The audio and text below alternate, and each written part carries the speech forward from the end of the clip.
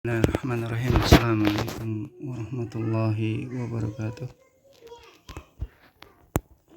Innal hamdalillah nahmaduhu wa nasta'inuhu wa nastaghfiruh wa na'udzu billahi min shururi anfusina wa min sayyiati a'malina may yahdihillahu fala mudilla lahu wa may yudlil fala hadiya lahu.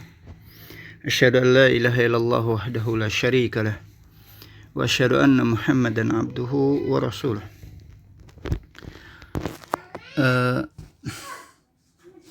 Para talibah, semoga Allah Subhanahu wa taala merahmati kalian dan menjaga kalian selalu dengan inayahnya dan perlindungannya serta taufiknya, sehingga Allah Subhanahu wa taala benar-benar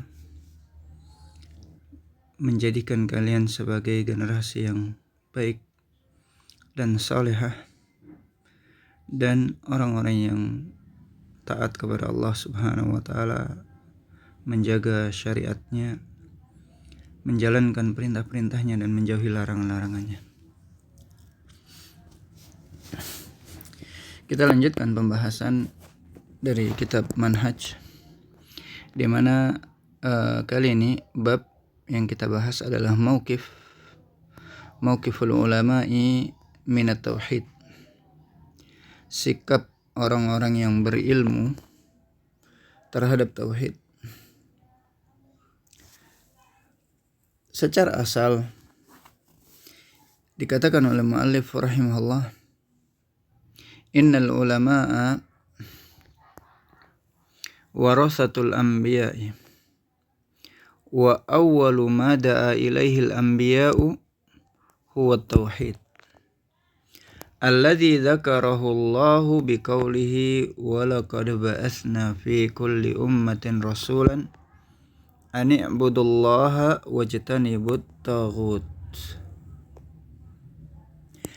Sesungguhnya para ulama secara asal mereka itu adalah warasatul anbiya. Mereka adalah pewaris para nabi. Sebagaimana Nabi juga menetapkan demikian. Al ulama warasatul anbiya. Wa innal anbiya lam yurisu dinaran wala dirhaman. Wa innama warasul ilma. Faman akhadahu faqad akhadha bihadzi wafir. Dan sesungguhnya para nabi itu tidak mewariskan dinar dan tidak pula dirham, tetapi yang mereka wariskan adalah ilmu. Maka barang siapa yang mengambil ilmu dari warisan para nabi tersebut, sungguh dia telah mengambil bagian yang sangat banyak. Dan kita ketahui wa awwalu ma da'a ilaihil anbiya, yang pertama kali didakwahkan oleh para nabi huwa tauhid, yaitu tauhid. Alladzi dzakarahu Allahu biqaulihi, yang Allah sebutkan dalam firman-Nya, walaqad ba'atsna fi kulli ummatin rasulan, sungguh kami telah utus fi kulli ummah, pada setiap umat, rasulan, seorang rasul. Tujuannya apa? Ani'budullah,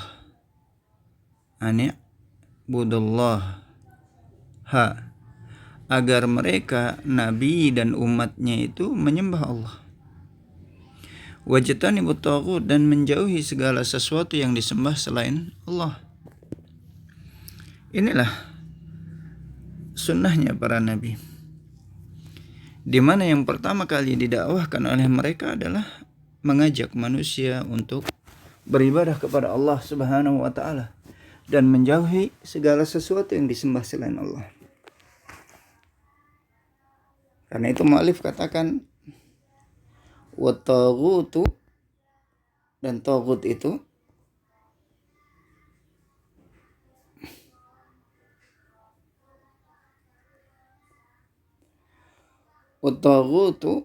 huwa kullu ma ubida min dunillahi biridahu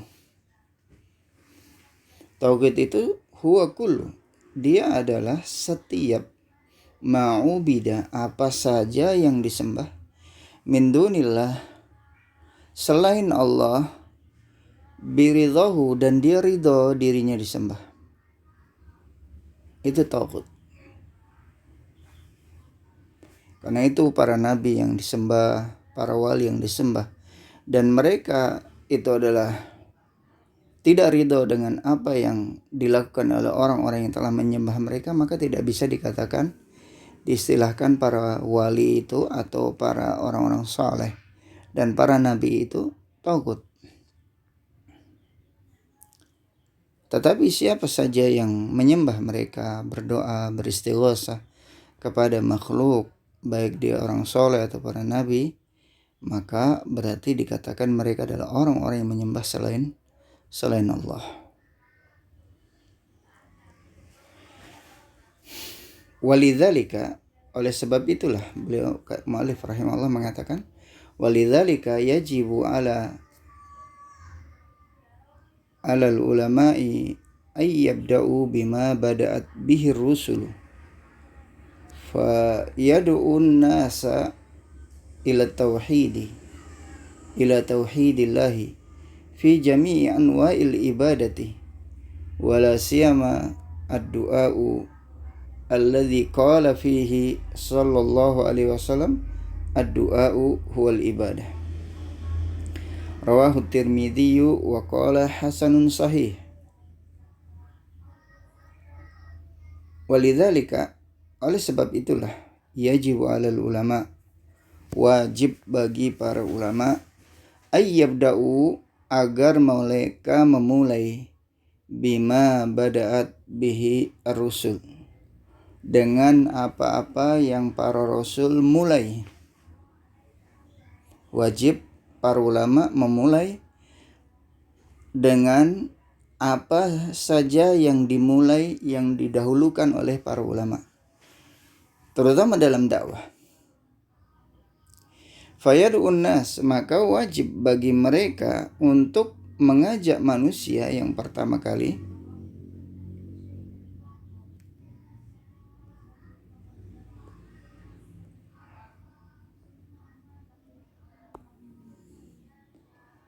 yaitu mengajak manusia kepada tauhid.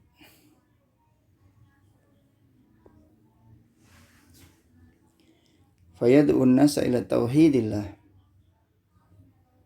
fi jami'i anwa'il ibadah, dalam semua macam-macam ibadah, apapun bentuknya. Karena semua ibadah itu wajib ditujukan hanya semata-mata kepada Allah. Tidak boleh satu pun ibadah kita tujukan kepada selain Allah. Wala siyama ad-du'a'u, lebih-lebih adalah doa. Alladzi qala fihi, yang telah dikatakan tentang doa oleh Rasulullah sallallahu alaihi wasallam, ad-du'a'u huwal ibadah, di mana Nabi bersabda doa itu adalah ibadah. Hadis ini diriwayatkan rawahu Tirmidzi oleh Imam Tirmidzi, dan hadis ini adalah sahih. Qala hasanun sahih. Kalimat istilah qala hasanun sahih secara asal maksudnya beliau ini adalah sahih, tapi banyak penilaian dari Al-Imam At-Tirmidzi dengan kalimat hadisun qala hasanun sahih, hadis ini adalah hasan sahih, itu sebagiannya justru malah dhaif. Jadi hendaknya kita merujuk kepada penjelasan para ulama ahli hadis dalam kesahihan hadis yang diriwayatkan oleh Imam At-Tirmidzi, seperti yang telah ditakhrij oleh Syekh Muhammad Nasir Al-Albani, sehingga Sunan Tirmidzi disebutkan sahih At-Tirmidzi, ada juga yang dhaif At-Tirmidzi. Ini penting karena betapa banyak orang itu terjerumus dalam kesesatan gara-gara mereka berpegang kepada hadis-hadis yang lemah, bahkan hadis-hadis yang palsu, banyak bertebaran di tengah-tengah kaum muslimin. Justru itulah penyebab di antara hal yang menyebabkan orang itu menyimpang, karena mereka mengira hadis yang mereka gunakan adalah hadis yang sahih, padahal itu adalah hadis yang lemah. Taib. Alhamdulillah hadis ini sahih. Jadi doa adalah bentuk-bentuk ibadah. Bahkan doa itu disebutkan dalam hadis ini huwal ibadah. Doa itu sendirilah ibadah. Doa itu ada dua. Doaul mas'alah dan doaul ibadah. Doaul mas'alah maksudnya adalah doa seperti kita memohon kepada Allah. Allahumma inni a'udzubika an usyrika bika syai'an a'lamu wa a'udzubika wa astaghfiruka lima la a'lam. Ini adalah doa yang dengan maksud doaul mas'alah, yaitu kita meminta kepada Allah permohonan-permohonan atau minta perlindungan kepada Allah. Ini doa al-mas'alah. Kemudian yang kedua, doa ul ibadah, yaitu seperti sholat atau haji, puasa, dan yang lain sebagainya dari ibadah-ibadah yang ada. Kenapa dikatakan itu doa ul ibadah? Karena hakikat ketika seorang itu beribadah kepada Allah, dia itu meminta sesuatu dengan ibadahnya, itu mengharapkan sesuatu dari Allah Subhanahu wa taala. Orang salat, dia mengharapkan keridhaan Allah Subhanahu wa taala dengan salatnya. Orang itu ibadah puasa, haji, dengan ibadah puasa dan haji dia mengharapkan agar Allah Subhanahu wa taala tersebut memasukkannya ke surga, meridainya, memberikan kebaikan di akhirat dan melindungi dia dari siksa api neraka.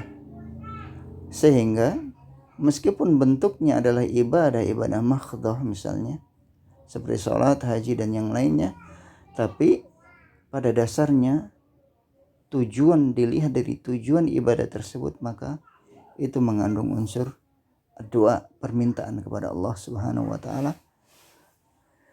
walaupun tidak tersebut secara lisan. Baik. Kemudian disebutkan oleh muallif rahimahullah, wa aktsarul muslimin al-yawma waqa'u fi syirki wa du'ai ghairillahi wa huwa sababu syaqaihim wa syaqail umamis sabiqati alladzina ahlakahumullahu bisababi du'aihim li awliyaihim min dunillah.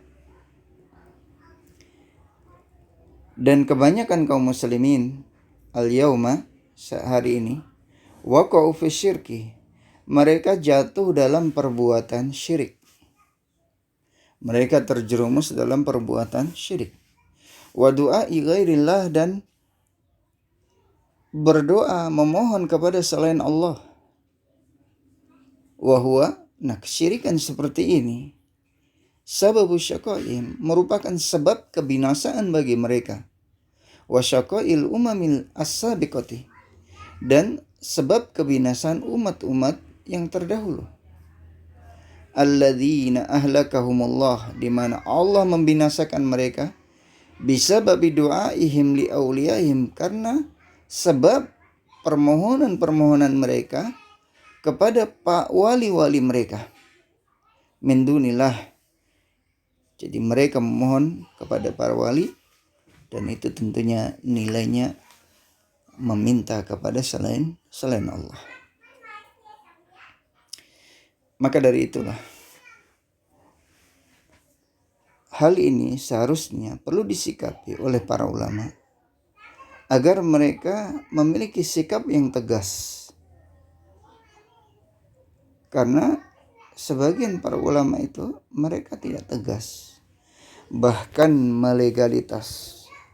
Hal yang demikian ini bukan ulama lagi namanya. Hakikatnya ketika mereka menghalalkan apa yang Allah haramkan atau mengharamkan apa yang Allah halalkan, atau mereka mengajarkan kesyirikan di tengah umat, maka hakikatnya mereka adalah syaitan.